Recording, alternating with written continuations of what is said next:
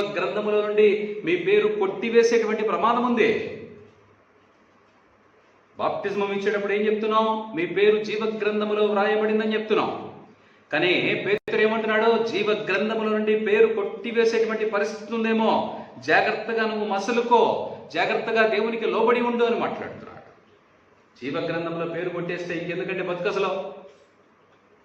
క్రీస్తుని వెంబడించేటువంటి మనము, క్రీస్తు వాక్యమును బట్టి నడుచుకోవడానికి ఇష్టపడి వచ్చినటువంటి మనము ఆ పని చేయకపోతే క్రైస్తవులమని పిలువబడటానికి ఏమాత్రం అర్హత ఉంటుంది మనకి?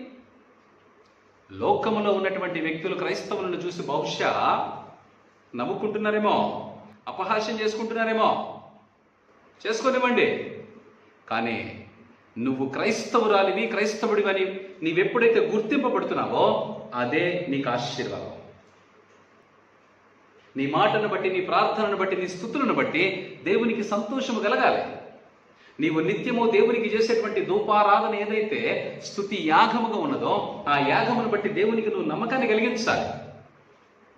నీ జీవితంలో ఎటువంటి దోషము నీ మీద నేరారోపణ చేయబడకుండా ఎప్పటికప్పుడు నేను చేసిన తప్పేమిటి, ఇక మీదట నేను ఆ తప్పు చేయకూడదు అనేటువంటి ఆలోచన చేత ప్రతిరోజు నీ ఆలోచనను మార్చుకుంటూ రావాలి.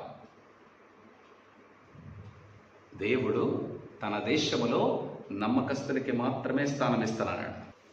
ఎవరికైనా సరే ఒక్కటే నియమం, ఆయనకి నమ్మకము నువ్వు కలిగించినప్పుడు, ఆయనకు నిర్దోషిగా నువ్వు కనపడినప్పుడు ఆయన నిశ్చయంగా నిన్ను ఆశీర్వదిస్తాడు. హల్లెలూయా.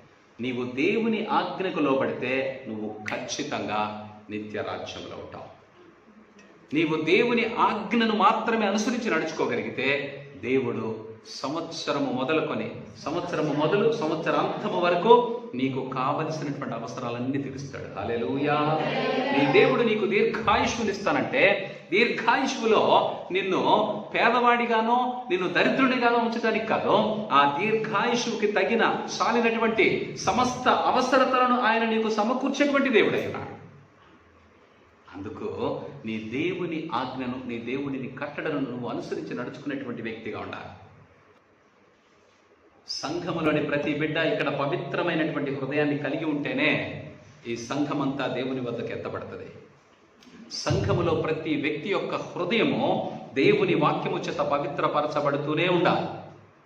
సంఘములోని ప్రతి వ్యక్తి అనుదినము దేవుని ఆజ్ఞకు లోబడి దేవుని కట్టడలను అనుసరించి దేవునికి భయపడి చెడుతనమును విసర్జించేటువంటి వ్యక్తులుగా ఉండాలి.